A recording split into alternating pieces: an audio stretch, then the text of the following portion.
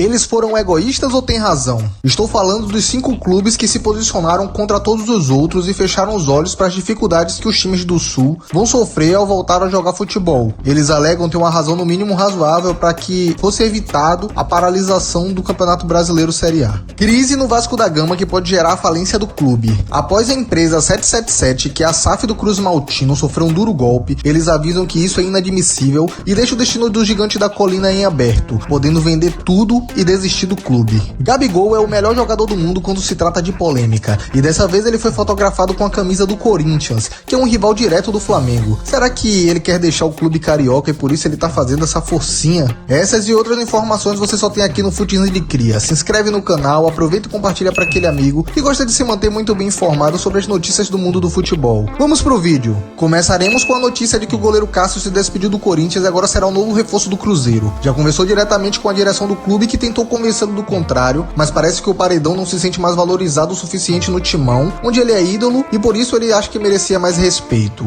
Por esse motivo ele decidiu ir embora. Ele é o segundo jogador na história do Corinthians com mais partidas disputadas. Ele possui 712 partidas e fez 32 defesas de pênaltis ao longo dessa jornada, superando inclusive o Ronaldo Giovanelli, que era o dono desse recorde. Ao que dizem no Cruzeiro, ele vai ganhar um salário de R$700 mil por mês, mais luvas e um contrato de 3 anos de duração. Para que isso fosse possível, ele precisou rescindir o contrato que possuía com o Corinthians e deve ser apresentado em breve no seu novo clube. O novo dono do Cruzeiro, o bilionário Pedrinho Lourenço, já decidiu que vai montar um super time que vai levar o Cruzeiro novamente à glória. Quando ele foi questionado sobre a ida de Cássio, ele disse que estava tudo muito encaminhado e que em breve ele teria uma grande novidade. Realmente, ele prometeu e cumpriu. Na minha opinião, como admirador de futebol, o Corinthians perdeu uma grande liderança, um ídolo e um excelente goleiro que está em má fase, mas que no seu melhor momento da carreira decidiu permanecer no Timão. Em meio a todas as polêmicas envolvendo o Gabigol, pelo visto ele ainda não estava satisfeito e foi em busca de mais uma. Só que dessa vez ele foi flagrado com a camisa do Corinthians. Pra quem não tá ligado, no início do ano ele estava bem próximo de fechar com o clube paulista, mas ele não conseguiu a rescisão com o clube carioca, então ele permaneceu no Flamengo. Recentemente o jogador foi afastado por uma possível manipulação no exame antidoping e pegou uma pena de 2 anos, mas ele conseguiu um efeito suspensivo e voltou a jogar até que seja julgado novamente. Segundo informações, essa foto vazada do jogador gerou um clima terrível internamente no Flamengo, pois é considerado uma falta de compromisso e de respeito com o rubro-negro. Algumas pessoas falam que ele tem sérios problemas com Tite, e isso vem desde quando ele não foi para a Copa do Mundo pela seleção brasileira com o treinador, que na cabeça dele ele estava no auge e estava no melhor momento que Pedro, por exemplo. Se essa treta for real, essa imagem vazada com a camisa do Timão é só tentando cavar uma vaguinha, já que o Flamengo não deve renovar o seu contrato, que se encerra no final do ano. O jogador recebe aproximadamente R$1.800.000 de salários mensais. Será que o Corinthians conseguiria pagar esse valor ou ele teria que reduzir para jogar no Timão?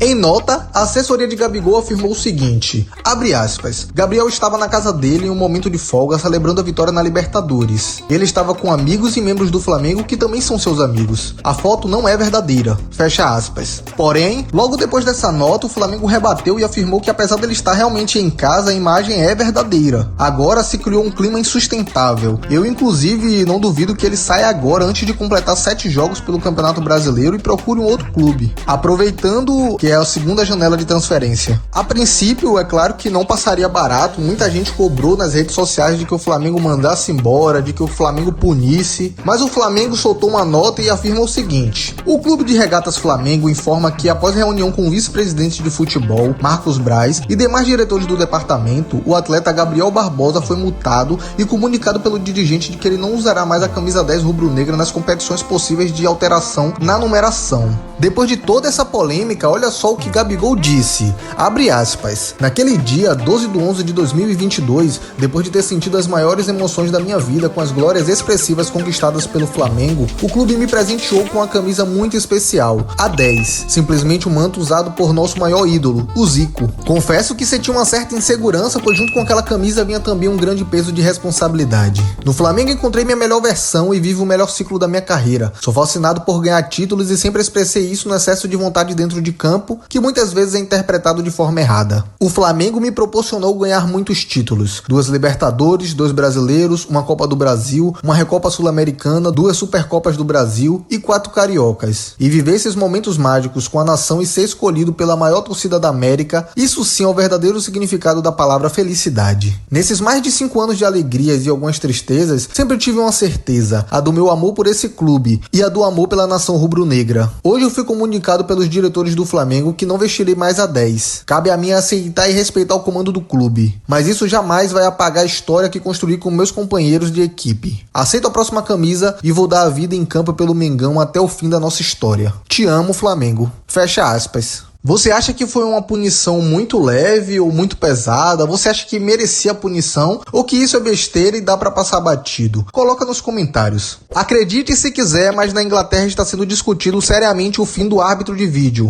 Inclusive, já tem até data para discutir se realmente vai acontecer. O pedido para abolir o uso do árbitro de vídeo foi realizado formalmente pelo Wolverhampton. A reunião está marcada para o dia 6 de junho, onde acontecerá a votação, e para que essa mudança realmente seja acatada, pelo menos 14 dos 20 times têm que votar a favor. O treinador Klopp, que está se despedindo do Liverpool, disse o que acha sobre isso. Abre aspas. Não creio que o clube vai votar contra o VAR. Vai votar em como é usado porque definitivamente não está certo. Pela maneira que é utilizado, eu votaria contra porque essas pessoas não sabem usá-lo apropriadamente. Não acho que o VAR seja o problema, mas o modo como eles utilizam que é. Você não pode mudar essas pessoas e isso está claro. Então eu voltaria para eliminar o VAR. Fecha aspas. Pep Guardiola, por sua vez, tem uma opinião que discorda em alguns pontos de Klopp e disse... Abre aspas. O VAR está aí para reduzir os erros durante os jogos, mas esperamos que quando terminarmos o campeonato eles melhorem. A Premier League e o pessoal do VAR tentarão melhorar. O VAR foi introduzido para tornar o nosso esporte mais justo e esperamos que o futuro seja ainda melhor. Fecha aspas. Na minha opinião, não é possível mais existir um futebol justo sem VAR, e que votar a favor da retirada é ser a favor também do retrocesso do futebol, até porque isso seria apenas na Premier League e nas Copas da Inglaterra. Ainda vão existir outras competições como a Champions League, como a Europa League, Conference League, e elas vão continuar com o árbitro de vídeo. Nessa reunião, o correto seria pedir as melhores condições e apresentar os fatos que comprovam essa necessidade. Lembrando que lá fora o VAR é semi-automático. Eu não entendo porque esses gringos eles reclamam tanto de barriga cheia. Agora vamos falar um pouquinho sobre a paralisação da CBF no Campeonato Brasileiro Série A. A Federação Gaúcha de Futebol solicitou a paralisação do Campeonato Brasileiro diante da CBF e, além dos clubes gaúchos, receberam também o apoio de mais 13 clubes da Série A que tiveram o pedido atendido. Foram paralisadas 2 rodadas até que diminua essa calamidade no estado e que os jogadores possam voltar a treinar para realizar os seus jogos dentro e fora de casa. Apesar disso, esses são os 5 clubes que foram contrários à decisão da paralisação por acharem que serão afetados diretamente ao longo do campeonato. Isso seria uma justificativa plausível ou será que a vida vem antes do futebol? Deixe a sua opinião nos comentários. Essa medida é restrita apenas para o Campeonato Brasileiro Série A e não para os outros campeonatos realizados pela entidade. Então a Copa do Brasil, Copa do Nordeste, Copa Verde, elas vão continuar, inclusive na semana que vem já tem jogo de volta na Copa do Brasil. Mas olhando as condições dos gramados afetados, vai ser muito difícil de que o Grêmio Internacional consiga recuperar o alto nível ainda nessa temporada. Alguns torcedores solicitaram que a CBF dê aos clubes gaúchos a possibilidade de aceitar o não rebaixamento esse ano, porque julgam que a possibilidade disso acontecer é gigante. O próprio Juventude, que é o time de menor investimento do estado, pode sofrer muito com essa paralisação.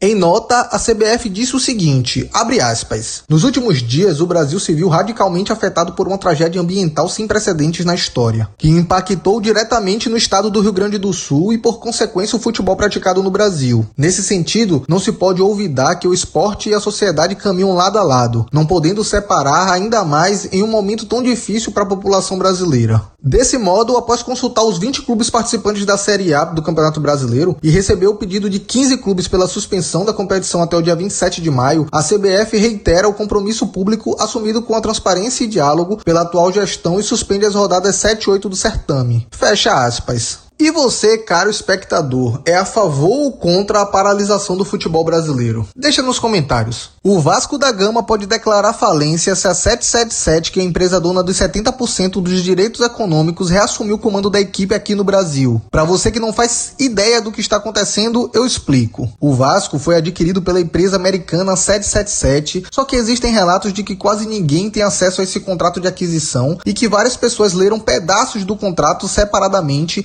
e que uma não pode conversar com a outra sobre esse assunto, passível até de punição jurídica. Em meio ao péssimo momento momento do futebol na temporada passada, o ex-jogador e ídolo Pedrinho foi eleito presidente da Associação Vasco da Gama, e desde que assumiu o cargo ele vem reclamando da falta de comunicação e transparência da empresa que é dona do futebol, a 777, com a associação. Porém, Pedrinho decidiu ir para a guerra muito cedo e aproveitou que a empresa estava sendo investigada por diversos delitos na Inglaterra e nos Estados Unidos e decidiu tomar o poder para repassar para outra empresa cuidar, que nesse caso seria a Crefisa. Só que as coisas evoluíram muito rápido e aí começa um grande problema pro gigante da colina. O José Lamáquia, que é o marido da Leila Pereira, que também é dono da Crefisa, tinha conversas adiantadas com a Associação Vasco da Gama, que tem 30% dos direitos, e do Vasco SAF, que tem como dono a 777 e possui 70% dos direitos econômicos. A Crefisa iria adquirir essa parte da empresa americana, inclusive pagou uma empresa para fazer uma diligência para entender o tamanho do risco que seria comprar o Vasco. Porém, antes de concluir esse relatório, se instalou o caos, e a justiça, após um pedido de Pedrinho, retirou o poder das mãos dos donos reais, que é a 777, e eles não aceitaram isso de forma nenhuma, e já falaram que vão brigar com unhas e dentes na justiça. No final de tudo, fica a lição de que não compensa você vender um clube para qualquer empresa só por ter nome, só porque ela está perto de comprar um outro clube. Tem que avaliar a fundo quais são as relações, todo mundo precisa entender o que está no contrato antes de ser fechada. Um exemplo claro de SAF bem sucedida é a Red Bull Bragantino e o Grupo City, que está junto ao Bahia. Obrigado por ter chegado até aqui. Se gostou do conteúdo, se inscreve no canal e deixa seu like. Até o próximo vídeo.